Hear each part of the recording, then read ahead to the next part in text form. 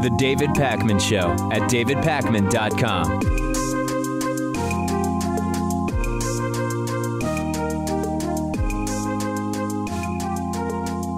This November, Colorado voters will vote on Amendment 69, known as Colorado Care. If approved, it would establish a single-payer healthcare system in the state. And under these single-payer plans, there would, of course, be no co-pays, no deductibles. Coverage would be universal. It wouldn't be tied to a job, for example.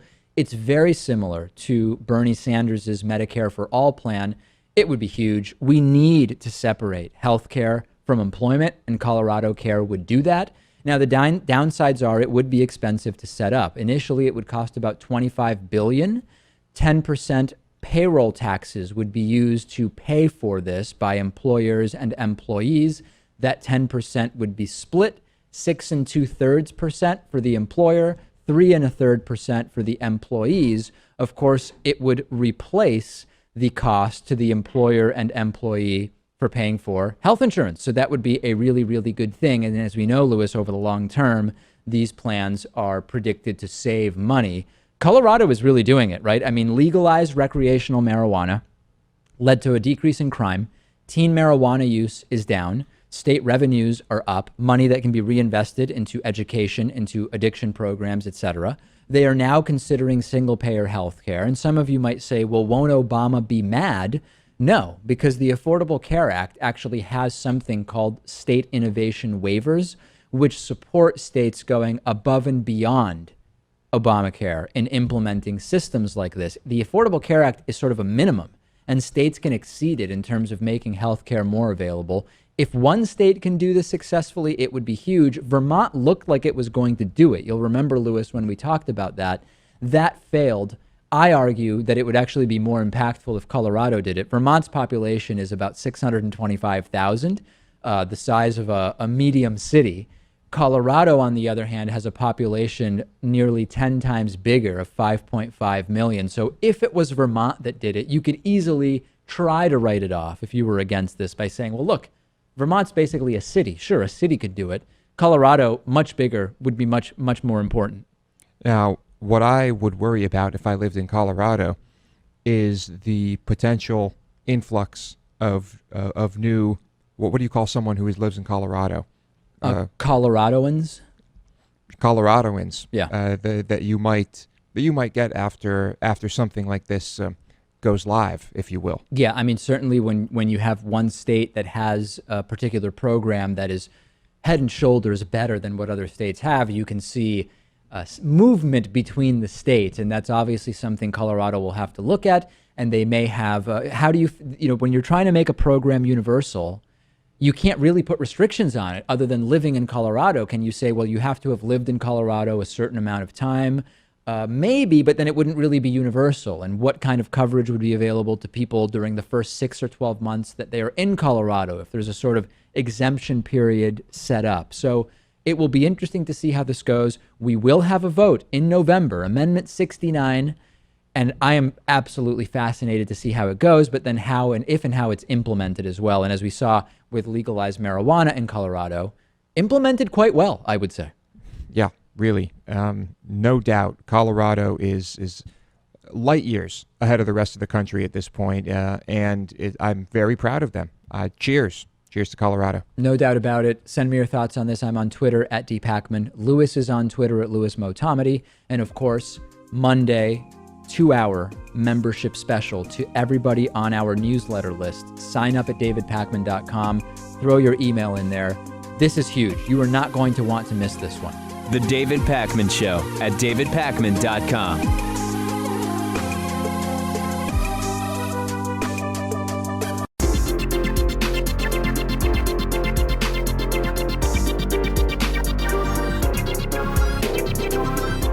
The David Pakman Show at davidpakman.com. Today's new member of the day is Rebecca Manners. Rebecca, thank you so much for being a David Pakman Show member, and get on our mailing list at davidpakman.com to be notified Monday of a huge membership special. It'll be a 2-hour special, just an incredible, incredible discount. And if you're on our newsletter, You will know about it, but if you can't wait, sign up today at davidpakman.com/membership.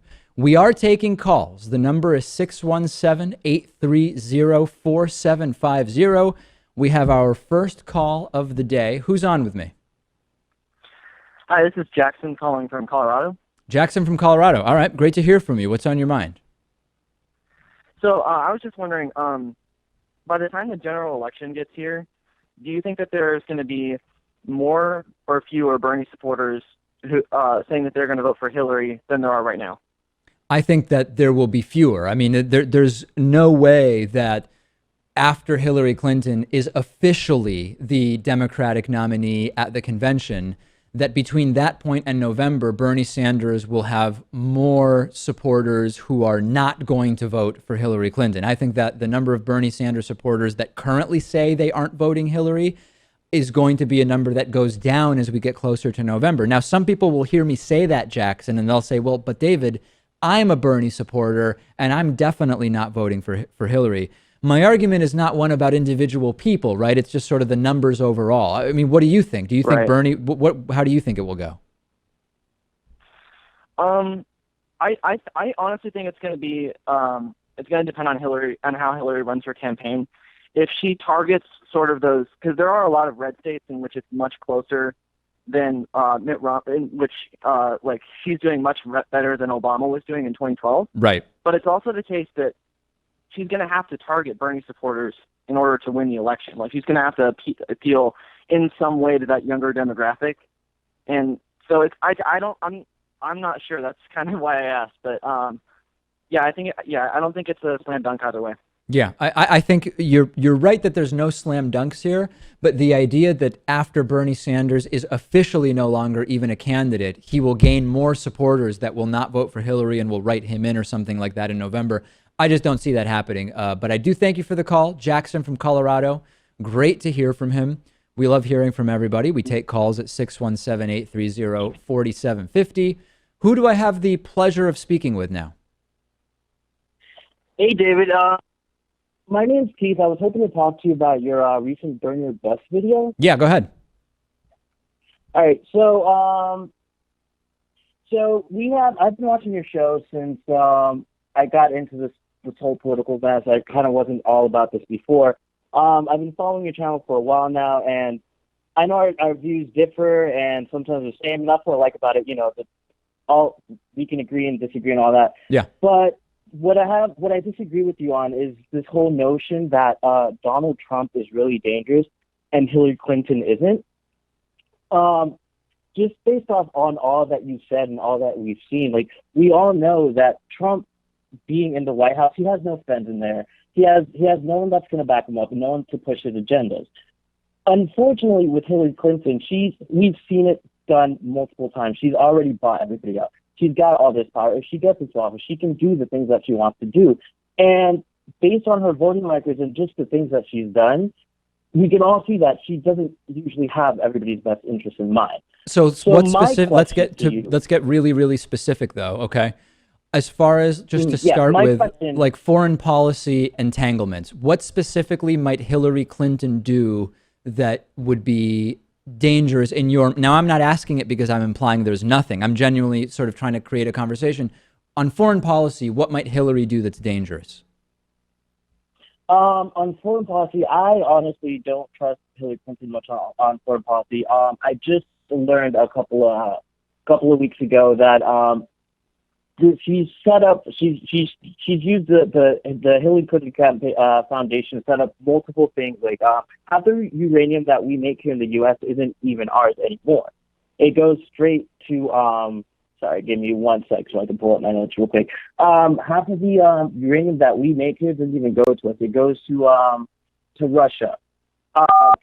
But I'm sorry, it just kind of devolved a little bit. But the question that I wanted to ask you before I got to the whole foreign policy thing is, why are you scared of a Donald Trump presidency? Or Well, why well, do you yeah. So see, again, not why I you think think, but if you're saying, I think if you're going to make the argument that Hillary Clinton is more dangerous than Donald Trump, then you should be able to articulate on what issues and in what way. So the ways in which I believe Donald Trump is dangerous is everything he has suggested doing with regard to our relationships with other countries has huge foreign policy implications in terms of trying to just break trade deals, and the economic and foreign policy and diplomatic impact of that is huge. Donald Trump is dangerous in terms of he has said that he will restrict his Supreme Court choices to a list provided by a conservative think tank.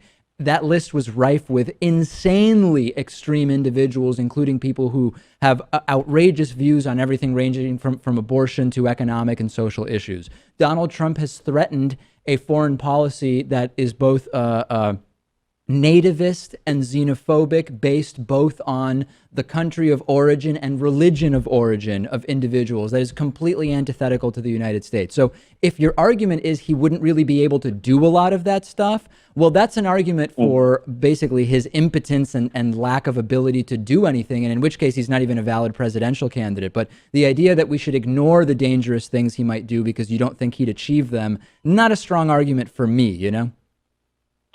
well, it's not that we should ignore his all of that. What I'm saying is Hillary is a much bigger threat because she would be able to push these things.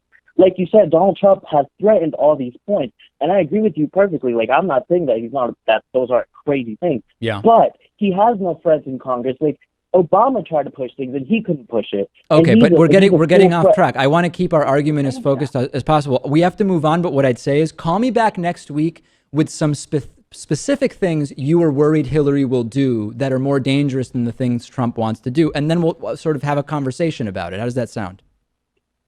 All right, yeah, no, that's perfect. Okay. I'll see if I can leave you a voicemail too, if anything. All right, very good. Thank you. Good call, Lewis. I just think we have to speak as specifically as possible if that's the argument that you're sort of going to make. If Hillary's more dangerous and you're worried about what she might do, well, what might she do, right? 617-830-4750 is the number. Who am I talking to? Hey, this is Rich. Lewis and Dave. How are you? What's on your mind? Thank you for asking. Today's Thursday the 7th. There's been a news story. I saw it this morning on CNN first and then later on Democracy Now! Mm-hmm. The death of Philando Castillo in Minneapolis, Minnesota. It really is this opportunity to hear about it one more time, but this one is special because of the optics and the surrounding set of details. A mother and daughter were in the car as this police officer killed the driver, and this little girl is 4 years old, and this man worked for a Montessori school. Yeah, it's an incredibly disturbing story. You know, we covered on the Thursday show the story out of Baton Rouge of the individual who was shot multiple times after selling CDs. And in our analysis of it, there were some incredibly disturbing things that happened. And yet we also found some sort of blanket statements from those who were 100% critical of what the police did that ended up sort of not being true. And we're going to look into the story you're talking about in detail. I have not looked at all the evidence yet, so I would not yet be ready to take a position on it, not because I have a particular point of view yet, but because I don't have one. No, exactly. And Alton Sterling's death is equally horrible. Yeah. All right, well, we are going to look into that story, and I appreciate you bringing it to our audience's attention before the week is out. Thank you so much for the call. We are taking calls at 617-830-4750. Name and town. Who's joining us, Lewis? Let's see who it is. Hi, David Pac-Man. Can you spare a few moments of your time to discuss the Africa hoax? Yes, and I'm sorry, this is the computer voice that leaves voicemails. This is which hoax you want me to talk about now? I can hear the typing into the machine, yeah. Okay. I think you have to have a soundboard prepared. Africa hoax. Africa hoax, is that what they said? Okay, what's the Africa hoax? I'm playing along to ask a question that hopefully they have pre-recorded here. David, I have a poem for you. David, you are very bad. David, you make me so sad. You know Africa isn't real. So trip and fall on a banana peel. Is Lewis The Africa was fabricated. Africa. Africa is not real. The Africa hoax. Okay. I thank you for the call. I first couldn't hear Lewis, then Lewis was talking over. Yeah. Do you have any proof of Africa? Yes, I personally saw Africa from Spain once, so I do have proof of Africa.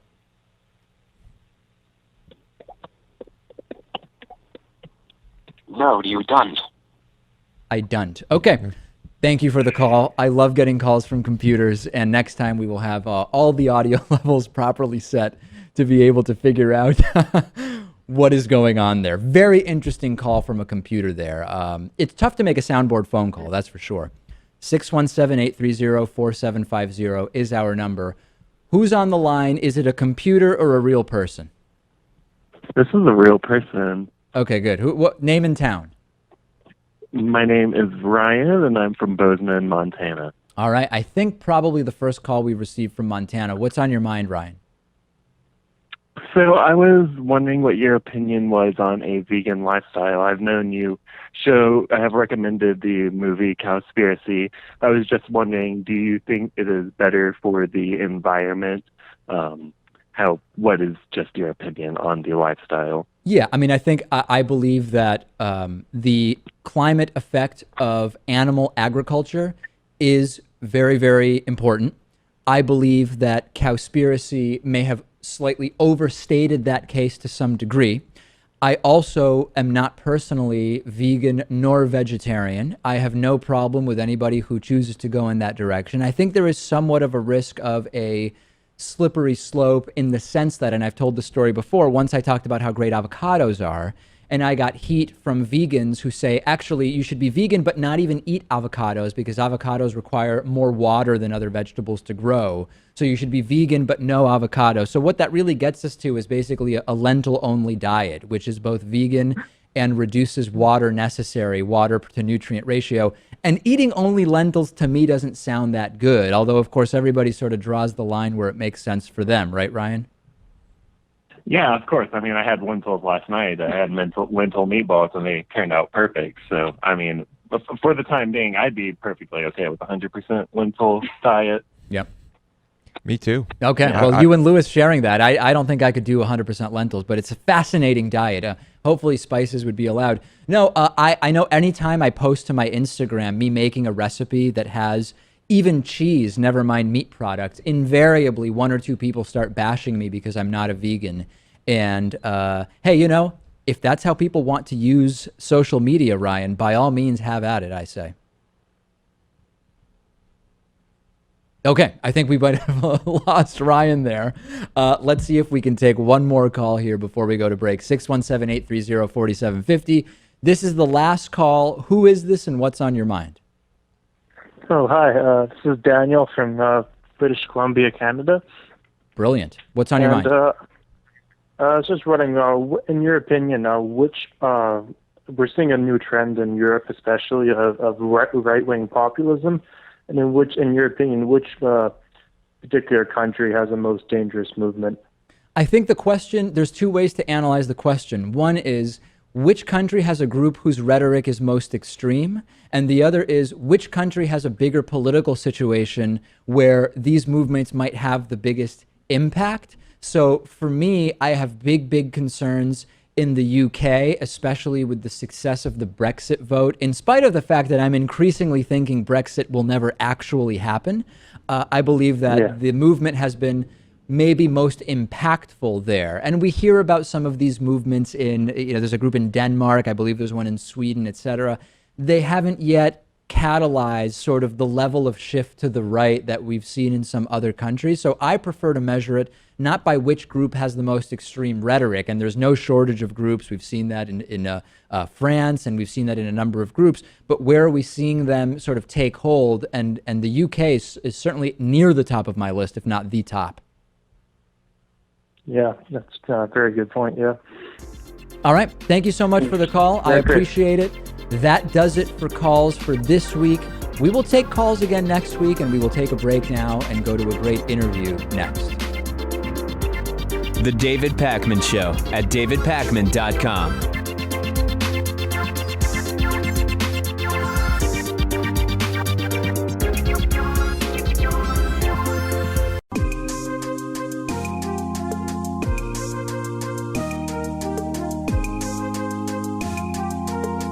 Welcome back to the David Pakman Show.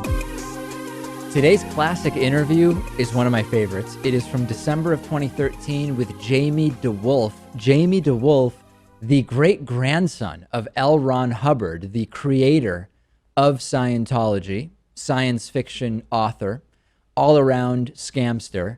This really was a great, great interview. We've been sort of reviewing some of our Scientology content with you over the last few months. And today I want to go back to this great, great interview, which I know many of you have not seen. Jamie DeWolf, L. Ron Hubbard's great-grandson. I'm joined today by Jamie DeWolf. He's a poet, comedian, writer, producer, director, and also the great-grandson of the founder of Scientology, L. Ron Hubbard. Jamie, very, very excited to talk to you. Let's just start at the very beginning. What's it like growing up as the great-grandson of the founder of Scientology? Were you ever a Scientologist?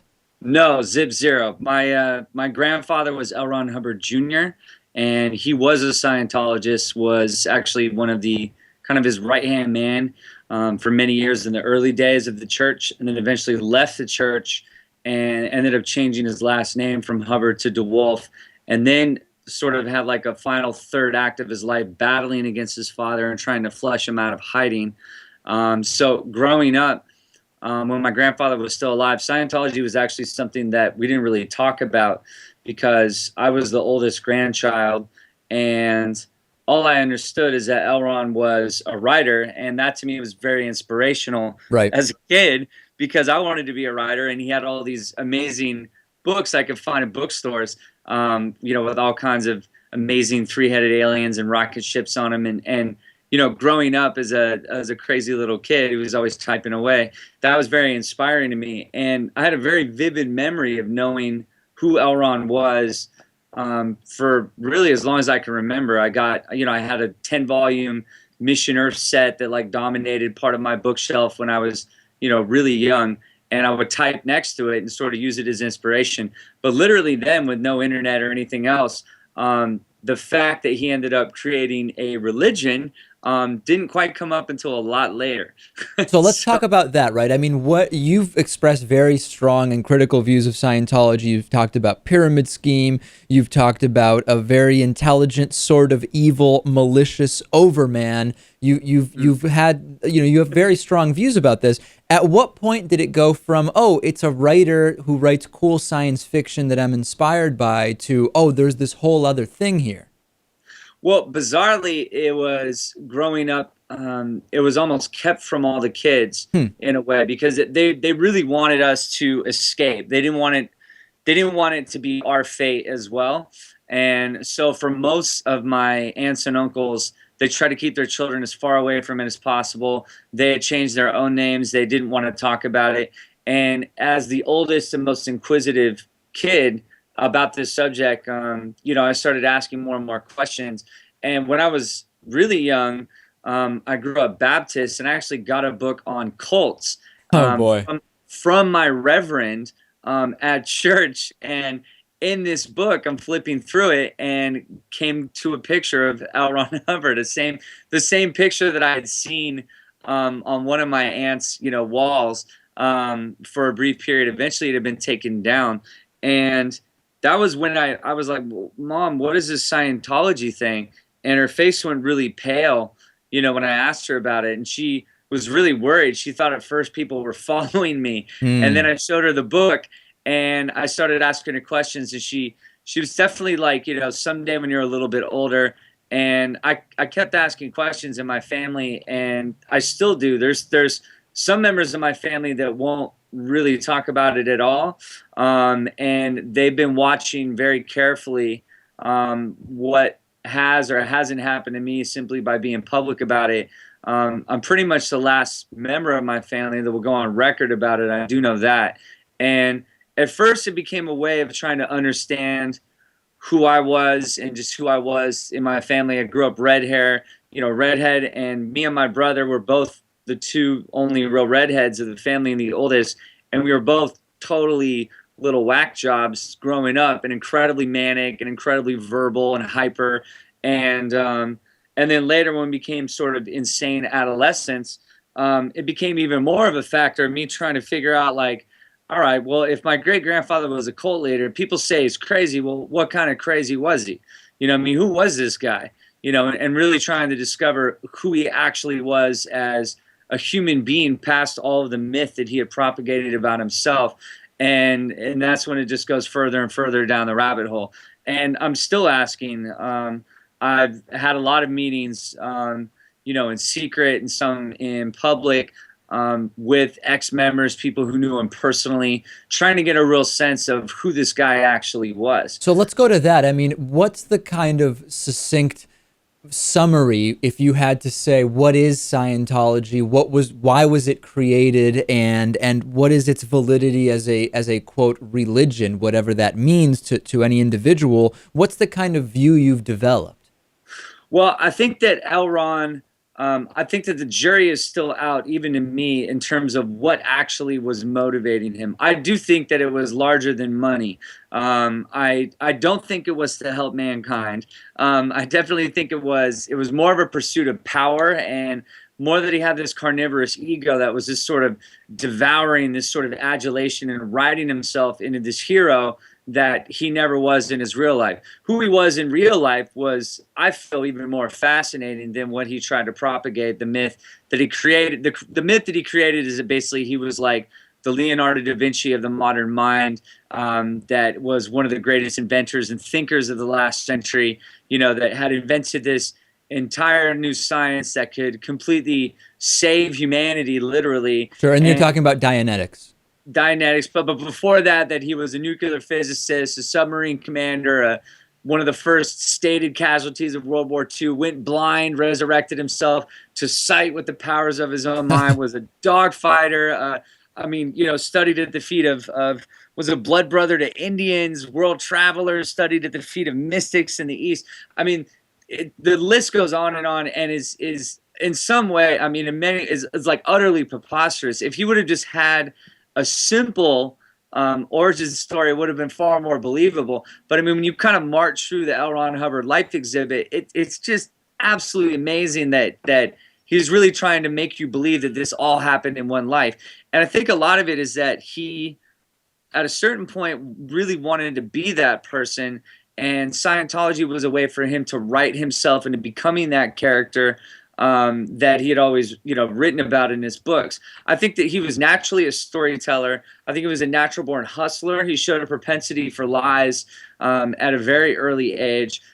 He was profoundly prolific, incredibly intelligent, very cunning, was definitely very aware that he could kind of write himself into many positions of power, and did so from a very early age. I mean, he was possessed with an utter gift of gab and had a certain sort of magnetism about him that was able to achieve a lot of his will. But I do think that one of the most fascinating aspects about him that's hidden is his whole period experimenting with black magic and hypnotism. Right. And I know that sounds totally absurd to the regular layman, but it is conclusive in terms of actual black sex magic with Aleister Crowley and so forth. These are not conspiracy theories. This stuff has been validated. In fact, L. Ron had to actually even acknowledge it, to a point where he claimed that he was a secret agent sent in to break up this black magic sex ring. But so, Jamie, I want to bring it back to one thing that you had talked about. In the conversations you've had within your family, is there a consensus that he never actually believed the stuff about Xenu and the aliens and all of this Scientology kind of teachings? Is there a consensus that this was clearly something concocted and that it was not something he even believed? I think that the consensus that, from what I understand, that my grandfather held near the end is that his father was incredibly clever and manipulative, and that was certainly the roots of of Scientology was that this is a method of controlling people. This is a method of breaking people down. It's an incredibly efficient form of brainwashing, the way it completely deconstructs how people connect to reality, how they connect to their community. And what I feel that near the end, though, is that the power that he had for so long, and being lost in his own fantasy land for so long, that I feel that stuff like Xenu, he was just like further and further down the rabbit hole. Right. The thing is that he had to keep coming up with something he had to keep dangling the carrot further and further, because he's promising you superhuman godlike abilities. Well, unless you are as rich as Tom Cruise, and you can maybe convince yourself to that because you're that far distance from maybe the regular world, for your average person, that these abilities don't come. And so there's a point where you have to constantly be dangling as to why aren't they coming, and what happens and so forth. Sure. To a Scientologist, the Xenu thing is so significant because it's the first time that you find out that you're not one godlike soul being that you've been talking to and listening that's been inhabiting all of these bodies, that actually you're a vessel that's being possessed by dead alien parasite souls. Quite a story, yeah. Right. And so you have to spend thousands of dollars to sit in a room alone holding electrified juice cans, hypnotizing yourself, and giving these alien parasitic souls therapy. Yeah, it's quite a story. Now, hey, Jamie, there's one of we're just so over time, and I have to get one more thing in, and I think people can look up a lot of that specific procedural stuff. Right. Security-wise, have you been visited by members of the church because of speaking out? Just kind of quickly give us a summary. Sure, I certainly was. The very first time I performed about him, they hunted me down, and then they showed up at my mom's house. They had some whole cover story claiming that they were, artists putting on a show with me, and she was able to sort of see through their ruse and kick them off her porch. Wow. Since then, I've been encouraged by many members in the critic community and people who, since I came out with the God and the Man piece, which you can find on YouTube, through Snap Judgment and that performance, that through that a lot of people encouraged me to stay, to continuously stay in the spotlight and talk about it, and that the second that I would go back in the shadows, I made myself more of a target. And I think also that the church is taking so many shots now, and the press is, much like your show, has grown balls or ovaries, so to speak, and are attacking without fear. They're exposing it for what it is, and a lot of the house of cards is crumbling. And I think that that's giving a lot of safety and strength to a lot of the people that are coming out, a lot of these high-profile celebrities that are leaving. Right. There's less terror, there's less fear, because the internet and the fact that all this information is out there, that you can Google Xenu and have a damn good laugh. Well, 20 years ago, that was far from funny. That was a deadly secret that was, in a briefcase handcuffed to members' wrists, that you had to spend decades attempting to learn this secret. Right. And now South Park, you can download it in a second, and it's a joke. And by that being of a joke is one of the most dangerous aspects to Scientology is they sell secrets. Now the secrets are out in the public, that it becomes very dangerous for them to attempt to control that flow of information, to attempt to shut it all down. There's too much, there's too many going on at once. They can't stop every single hole. And they certainly don't want to bring more attention to me. All right, Jamie DeWolf, pleasure having you on. Thank you so much. Sure, thanks a lot. The David Pakman Show at davidpakman.com.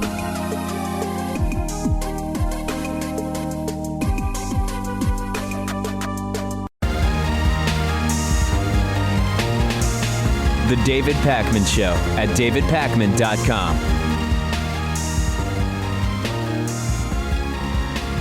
We have some great audience questions to answer this week. Some of these are really funny, and they relate to things that I've been dealing with lately. First question is from Kaylee. Kaylee said, on planes, in movie theaters, buses, there's these situations where there's one armrest between two seats.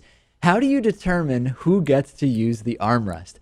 Very, very good question. If I'm sitting next to someone I know, usually there's just like a discussion like, oh, you use the front of the armrest, I'll use the back, or vice versa. Or maybe we put up the armrest all together on a plane. Like if I'm sitting next to my girlfriend and we just figure, let's just have more space, we'll lift the armrest all together.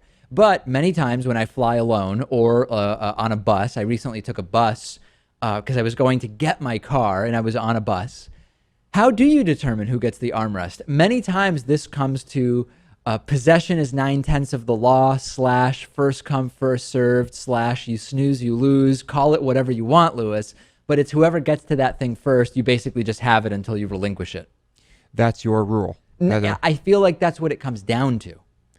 Well, there are those times where you're sitting next to someone who, because of their size, just envelops the armrest. A passenger of size. Yeah, I've dealt with that a few times. Well, I guess there's nothing you can do about that. No. I thought the rule was just, I get the armrest. If you're larger? No, just no matter what. Like, it's just mine. Oh, you personally? Yeah. Yeah, I mean, sometimes I have had people say, oh, I'd like to use the armrest as well. And it's polite. I don't like it. I'd rather keep the armrest myself, especially if I was there first. But I will acquiesce to that. They have one armrest, right? They already have one. Well, the point is, who shares the one that's in the middle? Yeah, that is the question. And I certainly don't like to share it. I like it to be mine. But is there any sort of rule as to who? Is it whoever gets to it first? Is it? I've never heard of a rule in that way. I mean, ideally, you would think that it would be split time, right? Split time. Oh, okay. Share. So you don't share the armrest front and back. Someone gets it half the time. Someone else gets it half the time. No, that's how it should work. Yeah. But it never really works out. It's that an way. interesting and you don't idea. want to strike up a conversation with a stranger on sharing the armrest. Yeah, I kind of like that idea, though. They'll shoot you. I don't really have an answer. What I might suggest to you is just talk about it right away, because what I don't like, Lewis, is when you're sitting next to the person on the plane, for example, and you have, like, I'll have my arm on it, and then they edge their arm on, but basically their arm is on my arm. Yeah. So now I have no choice but to sort of make a little space on it. Now we're basically splitting the armrest, and they slowly just start pushing me to the point which, to be comfortable, I now just retract and recoil completely from the armrest. And I've given up my position on the armrest completely. I think I would be better off when the first point of first contact, where they put their elbow on my elbow, I say, oh, did you want to share the armrest? Say it immediately, and then I could prevent getting pushed out. I actually find that I don't actually hog the armrest. Oh, you don't? What I do is I just, if I'm sitting next to someone who's really small, Yep. and they just don't really take up much space, sometimes you can both be on the armrest anyway. Oh. But if it's clear that it's contested, Right. I usually find that I just keep my arm off it because I don't want to interact with this person in any way. Interesting. And this is just generally your antisocial sort of predisposition, right? It is. Yeah. That's Okay. it. And I'm on a bus, I'm on a plane, I already have my headphones in, Yeah. an angry look on my face to purposely dissuade people from talking to me. Yeah. And the armrest is just another one of those things. Yep. I have to avoid using it. I don't want to talk to you. Don't talk to me. Yeah. Now, what about on a plane when the kid behind you is doing the thing where they just release the food tray and let it drop and slam, shaking your seat or kicking the back of your seat? Will you do a turn, just a sort of sarcastic turn with an eye roll? Will you say something? It's not a sarcastic turn. It's a death stare turn. Oh, it is. Yeah. I'll usually just look at the parent. Yeah, I'll give both the kid and the parent the death stare. No problem. Yep. All right. Well, very good. In a contested armrest scenario, we now know what Lewis would do. Brent wrote in. Brent said, most of us have heard of questions that aren't legal to ask in job interviews, but once these questions are asked, aren't you basically saying, don't give me the job if you point out that the questions are illegal? How can this be handled? This is a really good question. In job interviews in the U.S., potential employers aren't allowed to say, for example, do you plan on getting pregnant in the future, as a basis to potentially disqualify a female candidate for a job on the basis that she may be out on maternity leave, for example. Or you're not allowed to ask, are you married? Maybe to try to figure out, I don't know, whether the person is going to be distracted from work by their marriage or might be taking the family health insurance instead of the single, which is more expensive. We can all imagine these sort of questions. Obviously, it would be illegal to say, hey, you look like you're of a unique ethnic background. Are your parents black? Of course, that would not be legal to ask in a job interview. There's all these sorts of questions. Okay, fair enough. If a potential employer asks you these questions, if you say, it's illegal for you to ask me that, you're of course right, But you're probably going to be disqualified from the running for that position because the employer will see you as sort of difficult. And how do you prove it anyway? The employer can say, no, they weren't hired because their skills weren't a match. It is very, very difficult to legislate this type of sort of employment discrimination law. It can be very, very tough and expensive for the plaintiff. I don't know that I have an answer for the best way to handle it. I think if anything, and this would not work in any case, I would sort of try to answer the question with a question to see if you can ascertain what the concern really is, right? And this, you can find a lot about doing this. So you might say to me, Lewis, as the potential employer, are you planning on having kids anytime soon? And if I was a woman or a man, really, because men can take paternity leave as well, at least they should be able to, I could say, I've always put job first, and whatever's going on in my personal life, I always make sure that my work is not interrupted. You're pretty deliberately not answering the question, and maybe the employer would still see you as being difficult, but I would sort of try to go in that direction, knowing that if you just stand up and say, that's illegal, you're probably not getting the job, even if you're right. Do you envision any situation where an employer asks a question knowing that it's illegal just to see your response to that question and to say, hoping that you'll say, that's an illegal question and that you'll That's interesting. Yeah. So what you're suggesting is an employer, in order to test the sort of assertiveness of the applicant, might knowingly ask an illegal question to see if the employee stands up for themselves and or even knows that those questions aren't allowed. It's interesting. I think it's very, very risky because, number one, the employee would have no way of knowing if they don't mention it, whether you know that it's an illegal question, and It could just cause all sorts of chaos. Although it is an interesting suggestion, I think. Yeah, certainly there are plenty of other strategies that are legal. Any other ideas as far as what someone could do in terms of? No, although I do like the idea of answering a question with a question, or maybe, there's a good chance the employer doesn't even know it's an illegal question, right? Yeah, and that's so possible. that could be a problem. As you know, maybe they'd be appreciative if you were to bring that to their attention. You're actually not allowed to ask that. Oh, thank you so much. I appreciate it. You're hired. It could happen, right? It could. Seems pretty unlikely. What if the position is next CEO of the company? Yeah. That's something that you should be aware of. I would be really glad to talk about that at a point in the future, but you should know that those types of questions are actually not legal and they can really create a problem for you. If your job opportunities are looking good and you have many interviews and this isn't your number one choice, feel free to bring it up and just see what happens. Right. Yeah. Last question today is from Mike. Mike said, when do you show up to a movie theater? It used to be a few previews, then it became more previews, then it's ads and previews, and now it's permanent ads with the lights on until the lights off ads begin, which are followed by the previews, which are followed by the actual announcements about cell phones, and then the movie. Yeah, I try to show up relatively late to movies at this point because it's just a barrage. You can't even, if your thought is, I'll just sit quietly and talk to whoever I'm with if you're going to the movie with someone, you can't even do that because there's ads blasting now. So I've taken to showing up pretty late. Well, I wouldn't recommend that. If you are going to a theater where the seats are predetermined, then by all means show up whenever you want. But unless if it's you're like going, the opening night or something. Yeah, if it's going to be busy and you don't have an assigned seat, then I wouldn't recommend that because you're going to get stuck with a really crappy seat. There's been a movement to post the actual time that the feature presentation will start. And I'm not up to date right now on whether there are some states or cities that mandate this or what's going on. I really have no idea, but I would absolutely be in favor of that. What time does the movie start? Yes, but all of the companies advertising are going to be against that. Oh, Guess who's going to win? I assume the company's advertising. Yes, Coca-Cola will win. So basically, I show up 5 minutes before the listed start time. So because I am concerned with getting seats, although increasingly there are these really good movie theaters. We have some here in Boston where you reserve your seat. The seat is a recliner. And my thought is, if the ticket is going to be expensive anyway, then why not pay $2 extra for a recliner with an assigned seat and you can show up right as the movie is starting? It seems worth it to me. That is totally worth it. Not to mention, at many of these places, you can order drinks and food and all of that. All right, Mike, Brent, and Kaylee, thanks for your questions. We have a great bonus show for you today. Sign up at davidpakman.com/membership.